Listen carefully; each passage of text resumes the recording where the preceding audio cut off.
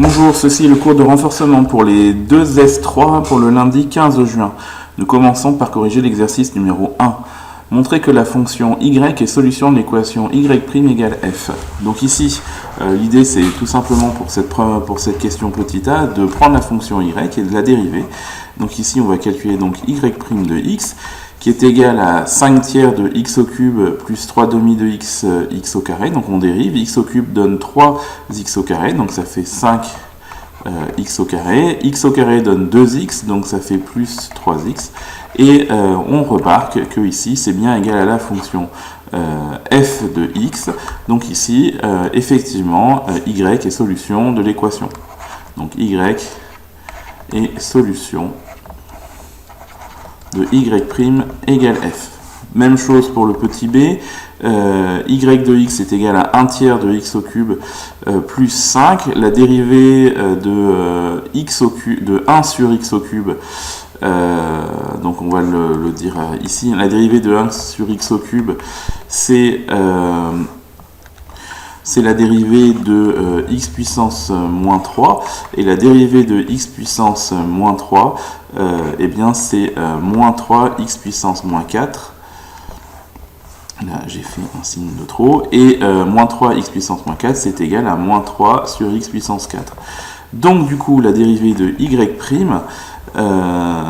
donc y', c'est donc 1 tiers de moins 3 fois x puissance 4, donc ça fait moins 1 sur x puissance 4 quand on simplifie, plus la dérivée de 5 qui fait 0, et ça, on remarque que c'est bien la fonction f de x, et qu'elle est bien définie sur 0 plus l'infini, donc là, pas de problème.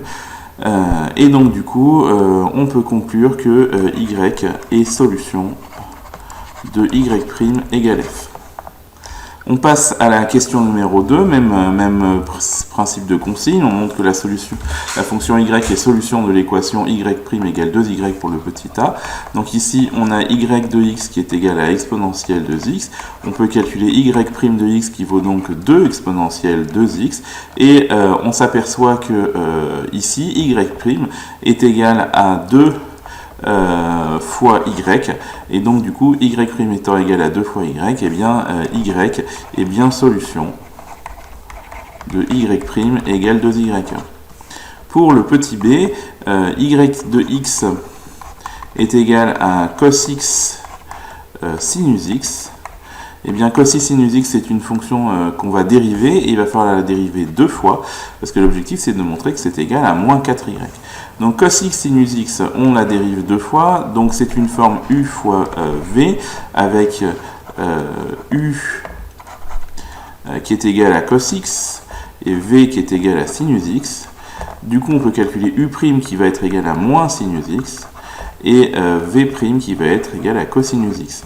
Du coup, y' de x, on va pouvoir le dériver tout de suite. C'est donc u'v, donc c'est-à-dire moins sinus x fois sinus x, plus uv', c'est-à-dire plus cosinus x fois cosinus x. Et donc du coup, on arrive à y' de x. On peut quand même faire la simplification. C'est donc moins sinus carré de x plus cosinus carré de x. Là, on peut se dire que moins sinus carré de x plus cosinus carré de x, on peut quand même faire une petite simplification, parce qu'on sait, donc je rappelle la petite formule de cours que je vais écrire, que 1 est égal à cosinus carré x plus sinus carré x.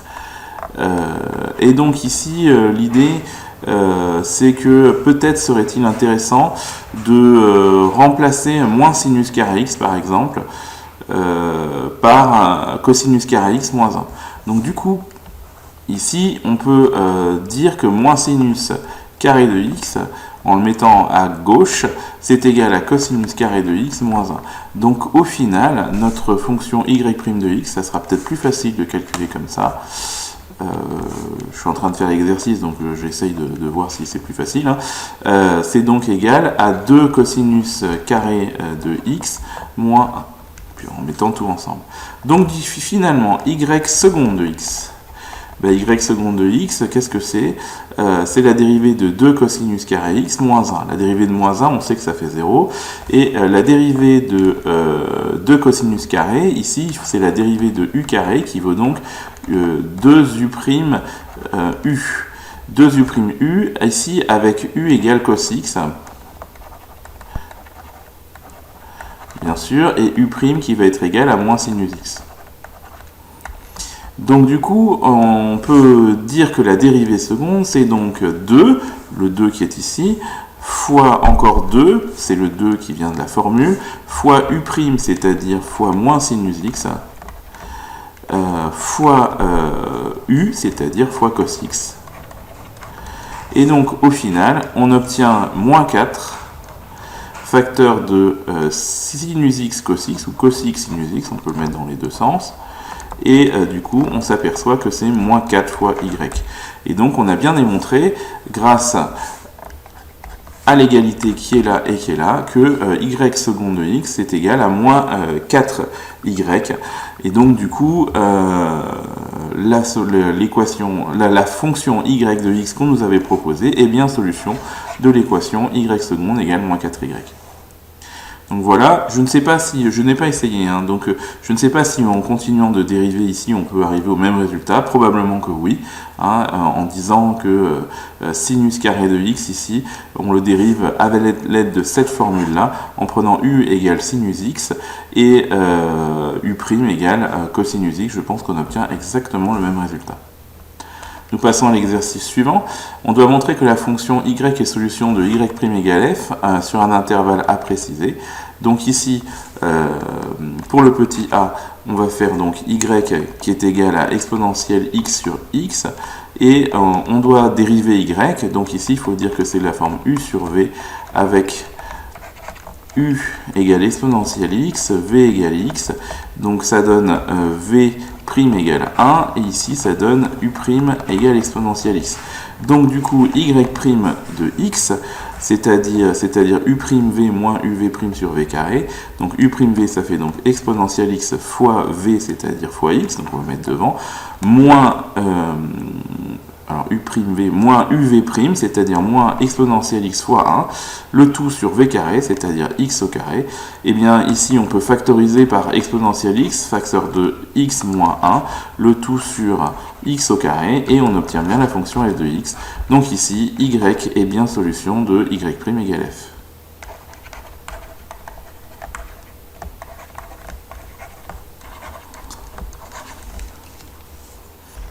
Pour le petit b, on va dériver y', là aussi, donc ici ça se fait tout seul, y' de x, et bien la dérivée de 1 sur racine de x c'est 1 sur 2 racine de x, la dérivée de ln de x c'est 1 sur x, donc on obtient bien la fonction f de x, donc ici aucun problème, la fonction y' correspond bien à f de x, donc ici y est bien solution de y' égale f. Dernière équation pour cet exercice numéro 3. Nous avons y de x est égal à sinus x, donc du coup plus pi. Donc y' de x est égal à cosinus x plus la dérivée de pi qui vaut 0. Et donc ça c'est bien égal à f de x. Donc ici on peut dire que y est bien solution de y' égale f. Nous passons à l'exercice numéro 32. Les propositions suivantes sont-elles vraies ou fausses? Alors, f de x égale cosinus x est-il solution de l'équation différentielle y seconde plus y égale 0? Donc ici pour le a, si y est égal à cos x, c'est une solution. Du coup, on va dériver. Y', on va obtenir moins sinus x. Y seconde, on va obtenir moins cosinus de x, et l'idée c'est donc d'ajouter la dérivée seconde et y, donc on calcule y seconde plus y, ça fait moins cos x plus sinus x, ça fait 0, donc du coup x donne cosinus x, et solution de y seconde plus y égale 0. Nous passons au petit b. La fonction f de x est égale à exponentielle 3x est-elle solution de l'équation y' plus 3y? Donc si j'appelle y' égale exponentielle 3x, du coup y' c'est 3 exponentielle 3x. Du coup je vais calculer maintenant y' plus 3 exponentielle plus 3y, pardon, c'est-à-dire 3 exponentielle 3x plus 3 exponentielle 3x, c'est différent de 0 puisque ça vaut 6 exponentielle 3x. Donc ici, on peut conclure que exponentielle 3x, donc f de x égale exponentielle 3x, n'est pas solution de y' plus 3y égale 0. Pour le petit c, nous devons calculer y, si nous avons y égale à 2 moins exponentielle x, y' va être égal à la dérivée de 2, c'est 0, la dérivée de moins exponentielle x, c'est moins exponentielle x, et nous devons savoir si l'équation y' moins y égale 2 et a pour solution la fonction y. Donc ici on va écrire y' moins y, c'est-à-dire moins exponentielle x moins entre parenthèses 2 moins exponentielle x, ça fait, quand on simplifie, moins exponentielle x moins 2 plus exponentielle x, ça se simplifie ici, ça fait moins 2, et ça ne fait pas 2. Donc du coup, on peut dire que la fonction f n'est pas la solution de l'équation y' moins y égale 2, donc ici, f n'est pas solution de y' moins y égale 2. Nous passons maintenant au D. La fonction f de x est égale à 2 plus exponentielle x est-elle solution de l'équation y' plus y égale 2? Donc ici, on pose y égale 2 plus exponentielle moins x. Y' est égal à la dérivée de 2, c'est 0. La dérivée de exponentielle moins x, c'est moins exponentielle moins x. On calcule y' plus y. C'est donc 2... Non, pardon. C'est donc moins exponentielle moins x plus 2 plus exponentielle moins x, ça fait 2.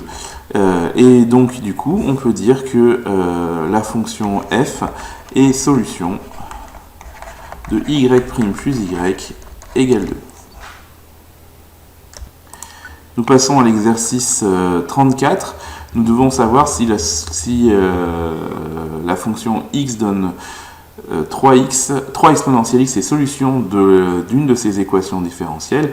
Donc ici, on pose y est égal à 3 exponentielle x. On voit que toutes ces équations sont d'ordre 1, c'est-à-dire qu'elles ont qu'une première dérivée.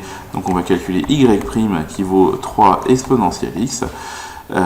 Et donc on va essayer de voir quelle est la bonne réponse. On voit bien que y' n'est pas égal à 3 fois y, on voit que y' n'est pas égal à moins 3 fois y, ni égal à moins y, mais que y' égale y. Donc la bonne réponse, c'est la réponse D. Nous passons au petit 2. Donc dans le petit 2, la fonction c'est y égale 5 exponentielle moins 2x, qui se dérive en 5 fois moins 2 exponentielle moins 2x, ce qui fait donc moins 10 exponentielle moins 2x. Donc maintenant, il s'agit de savoir si y' est égal à 2 fois y, moins 2 fois y, 5 fois y, ou moins 5 fois y. Donc ici, sachant que là, qu'il y a 5, il faut qu'on obtienne moins 10, donc il faut multiplier par moins 2. Donc la bonne réponse, c'était la B, puisque si on prend 5 fois moins 2, eh bien on obtient moins 10. Donc ici, ça c'est faux, et ça c'est faux. On passe à l'exercice suivant, qui n'existe pas, puisqu'il faut que je fasse la leçon. Alors nous passons au cours, et dans ce cours-là, on va faire une petite révision d'un truc que vous avez déjà vu, qui est la notion de primitive. Alors on a vu la notion de primitive pour les intégrales, et il va falloir qu'on voit la notion de primitive dans les équations différentielles. Alors c'est la même, à une différence près qu'on va se rapprocher un peu de la vision physicienne de la notion de primitive. Donc ici, l'idée, c'est que donc, si on a une fonction f qui est définie sur un intervalle i, je rappelle que une primitive, c'est une fonction qu'on note grand F, et qui a pour particularité que lorsqu'on la dérive, c'est-à-dire lorsqu'on obtient grand F' de x, eh bien on obtient la fonction petit f de départ. Donc la primitive de petit f, c'est une fonction grand F, telle que grand F' de x est égal à f de x. C'est-à-dire, on se rapproche de cette définition-là, qui est la définition très mathématicienne de la chose. Mais du coup, on peut utiliser l'idée d'équation différentielle.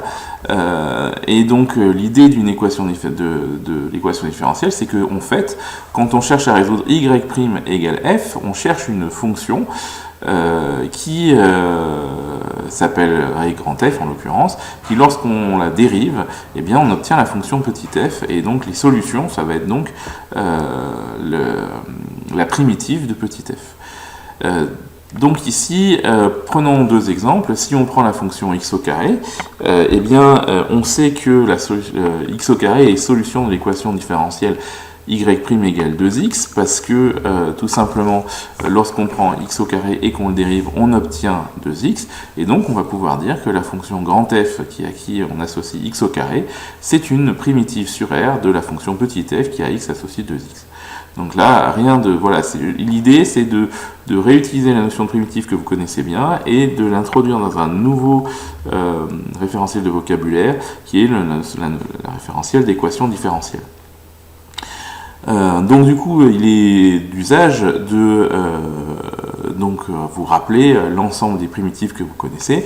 Donc si la fonction est une constante, eh bien la primitive c'est ax, avec ici une petite différence par rapport au tableau que je vous ai donné moi, c'est-à-dire qu'ici les primitives vont être définies au réel cas près, donc on va y revenir après. Vous savez que en physique, quand on primitive une fonction, eh bien ici on obtient une constante en plus, parce que quand on dérive cette fonction, cette constante ici va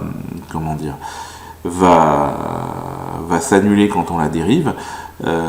Et donc ici, ce qu'on vous donne, c'est pas une primitive, mais c'est la forme de toutes les primitives.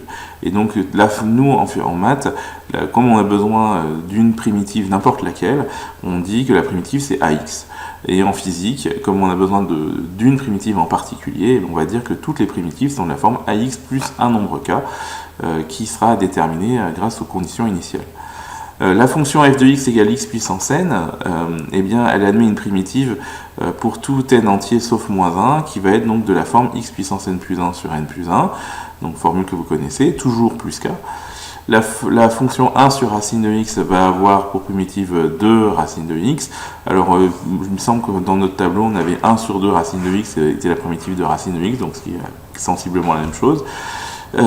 Exponentielle x va avoir pour primitive exponentielle x plus k, 1 sur x va pouvoir avoir pour primitive ln de x, toujours plus k, sinus x va avoir pour primitive moins cosinus x, et cosinus x va pouvoir avoir primitive sinus x. Voilà. Et toutes ces primitives sont définies à une constante près. Donc voilà, rien de nouveau sous le soleil, quelque chose que vous connaissez déjà. Je rappelle que l'existence d'une primitive, elle est soumise à la continuité de f, puisque en fait, je ne sais pas si vous vous rappelez, mais la primitive en fait est définie sous la forme l'intégrale entre a et x, enfin entre a et t, non, entre a et x de f de t dt, et donc pour que grand F existe, il faut qu'on ait une R, et pour qu'il y ait une R, il ne faut pas qu'il y ait de trou. Et s'il n'y a pas de trou, ça veut dire que, c'est-à-dire que si on veut une R comme ça, il ne faut pas qu'il y ait un trou quelque part, et donc s'il y avait un trou, ça poserait un problème pour calculer l'R, par exemple s'il y avait ce trou-là, et donc il faut que la fonction soit absolument continue. Donc si la fonction n'est pas continue, on ne peut pas avoir de primitive. Donc ici, une fonction continue sur un intervalle i admet des primitives sur i. Ensuite, ensemble des primitives et conditions initiales. Donc ici, soit grand F, c'est un théorème de cours qu'on a déjà vu, qu'on a vu en classe, c'est que lorsqu'on a une fonction continue sur un intervalle i, et qu'elle admet une primitive qu'on appelle grand F, eh bien n'importe quelle autre primitive se met sous la forme grand F plus k. C'est-à-dire que si on connaît une primitive, en fait on les connaît toutes.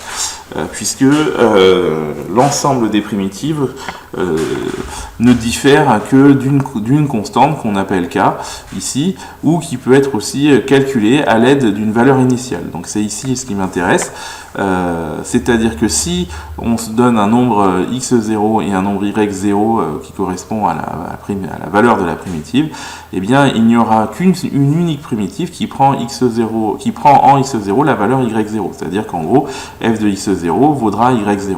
Et donc cette unicité est importante puisque en physique elle est extrêmement utilisée. Donc on va voir dans le cadre des équations différentielles comment l'exploiter. Donc ce qu'il faut retenir de ce théorème, c'est que quand on connaît une primitive, une seule, on les connaît toutes parce que les primitives diffèrent entre elles d'une constante d'un nombre fixe qui est k. Et que du coup, si on cherche une primitive particulière qui prend une certaine valeur lorsque x vaut une certaine valeur, eh bien il suffit de chercher combien vaut k. Et donc c'est ce qu'on fera dans les exercices. Donc je vous passe la démonstration qu'on a déjà faite dans le cours sur l'intégration, et on regarde les exemples. Si on a la fonction x la fonction f de x égale à sinus x sur 4, cette fonction est continue sur R et admet pour primitive les fonctions de la forme moins 4 cosinus x sur 4 plus 4, donc là faites-moi confiance, sinon vous redérivez ça et puis vous obtiendrez la fonction f. Et par exemple ici, si on prend la primitive qui en 2π prend la valeur 0, eh bien il suffit de se réfléchir à combien vaut k, et on arrive à démontrer que du coup k égale 0, et que du coup la fonction que l'on cherche, c'est la primitive particulière que l'on cherche, c'est la fonction qui a x associe moins 4 cosinus x sur 4. Donc on verra en exercice un peu plus tard comment trouver cette valeur k qui peut changer d'une primitive à l'autre. Rappel sur les primitives usuelles. La primitive d'une somme, c'est la somme des primitives. La primitive d'une fonction fois un produit, c'est le produit fois la primitive. Ici, une primitive de la forme u' u puissance n, c'est u puissance n plus 1 sur n plus 1. La forme u' sur u carré, c'est moins 1 sur u. Ça, c'est une dérive, c'est la même que celle-là. La forme u' sur 2 racines de u, c'est racine de u. La forme u' sur u, attention, c'est ln de valeur absolue de u, ou ln de u si u est positif. La primitive de u' exponentielle u, c'est exponentielle u. Et ici, alors on l'a pas vu sous cette forme-là, la primitive de u' de alors u', qu'est-ce qu'il me dit, v de u, u' de v, pourquoi v'? Alors la primitive de u' de v' de u, voilà, c'est comme ça que ça se fait. U' de v' de u, c'est v de u. Voilà, c'est comme ça qu'on peut voir la dernière ligne, c'est comme ça qu'on peut l'interpréter. C'est ce qu'on appelle les fonctions composées. Donc ici, voyons quelques exemples d'abord de primitives simples pour se rappeler la méthode. La primitive de f de x égale x au cube plus 1 sur x, donc là c'est une somme d'addition, une somme de fonctions de référence. Donc la primitive, c'est donc, pour la primitive de x puissance 3, c'est donc x puissance 4 sur 4. La primitive de 1 sur x, c'est ln de x. Et donc plus une constante pour avoir toutes les primitives possibles. Donc voilà, rien de plus à ajouter. Primitive de f de x égale à 2x plus 1 sur x au carré plus x plus 5 au cube. Donc là, ici, il est très important d'arriver à reconnaître une forme. Donc là, la forme en question, c'est u' fois u puissance moins 3, avec u est égal à x au carré plus x plus 5, et u' du coup qui vaut 2x plus 1, et donc on reconnaît bien ici le u puissance 3 et ici le u'. Donc la primitive du coup c'est grand f de x qui va s'écrire, donc la primitive de u' u puissance moins 3, c'est u puissance moins 3 plus 1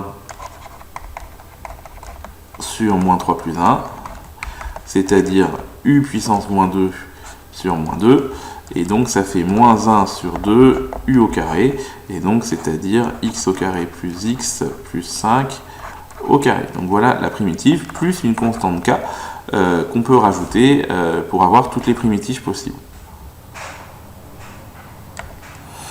Donc pour demain, vous me ferez donc l'exercice numéro 8, histoire de vous rafraîchir un petit peu la mémoire. Ici, il s'agit de déterminer une primitive, donc une seule, n'importe laquelle, la plus simple.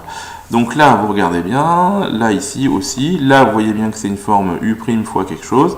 Donc ça, c'est un exercice de révision sur le programme de terminale. Même chose ici, exercice de révision sur le programme de terminale, mais en plus compliqué. Donc numéro 9. Donc là, pareil. Alors on s'occupe maintenant d'une question importante, c'est-à-dire de trouver maintenant une primitive particulière.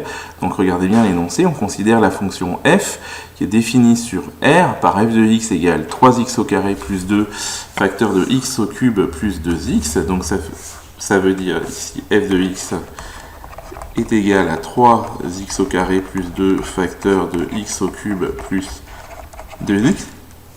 Donc c'est une fonction qui est définie sur R, qui est continue sur R, donc elle admet une primitive, donc ça on passe un petit peu. Et on doit identifier la forme U', donc ici U' avec donc, c'est facile, U égale x au cube plus 2x, U' qui vaut donc 3x au carré plus 2, donc aucun problème. Et on sait que du coup, la primitive, ou une primitive plutôt, va être de la forme U puissance 2 sur 2. Autrement dit, 1 demi de x puissance 3 plus 2x plus une constante qui va être à déterminer, puisque je rappelle que toutes les primitives sont définies à une constante près, et donc là d'habitude on prend 0, parce que dans le cas des intégrales, on s'en fiche de savoir quelle primitive on prend, puisque quelle que soit la primitive que l'on prendra, l'intégrale sera la même. Mais là maintenant, il est nécessaire dans le petit b de déterminer la primitive qui prend en 1 la valeur 5. Donc si... j'ai oublié un carré. C'est incroyable celui-là. Hop, carré. Donc cette primitive, on va donc dire qu'elle prend une valeur, qu'elle prend en 1 la valeur 5. On va donc dire que or f de 1 égale 5. Donc, eh bien, ça veut donc dire que 1 demi de 1 au cube plus 2 fois 1 le tout au carré plus k est égal à 5. Et donc on va trouver k. Donc ici 1 au cube ça fait 1, 2 fois 1 ça fait 2, donc l'ensemble de la parenthèse fait 3. 3 au carré fait 9, donc ça fait 9 demi. Donc ça fait k égale 5 moins 9 sur 2. Et k égale 5 moins 9 sur 2, ça fait 10 sur 2 moins 9 sur 2, ça fait donc k égale 1,5. Et donc finalement, la primitive que l'on cherche, c'est f de x est égal à 1 demi de x au cube plus 2x au carré plus 1 demi. Donc pour demain, enfin pas pour demain, mais pour la prochaine fois, c'est-à-dire pour mercredi, vous me ferez l'exercice 45. Bon, peu importe le numéro, vous n'avez pas de bouquin. C'est un bouquin de première année. Donc, déterminer la primitive grand f de petit f, vérifiant les conditions initiales, f de x0 égale y0 donné.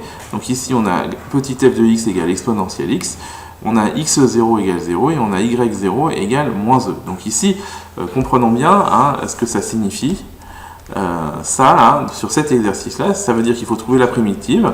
Donc grand f de x va être égal à quoi? Alors là, vous trouverez la primitive. A définir une constante près. Et ici, ce que ça veut dire, c'est que en fait, f de 0 est égal à moins e. Et donc, ce qu'on cherche, une fois qu'on aura trouvé la primitive, c'est combien vaut k. Voilà. Donc f de 0 égale moins e. Et ainsi de suite, vous me cherchez l'ensemble de ces primitives. Vous me ferez aussi l'exercice 46 qui est fait dans le même moule et ça suffira bien pour demain, enfin pour mercredi. Bonne journée à vous et à bientôt pour la suite de cette découverte passionnante des équations différentielles.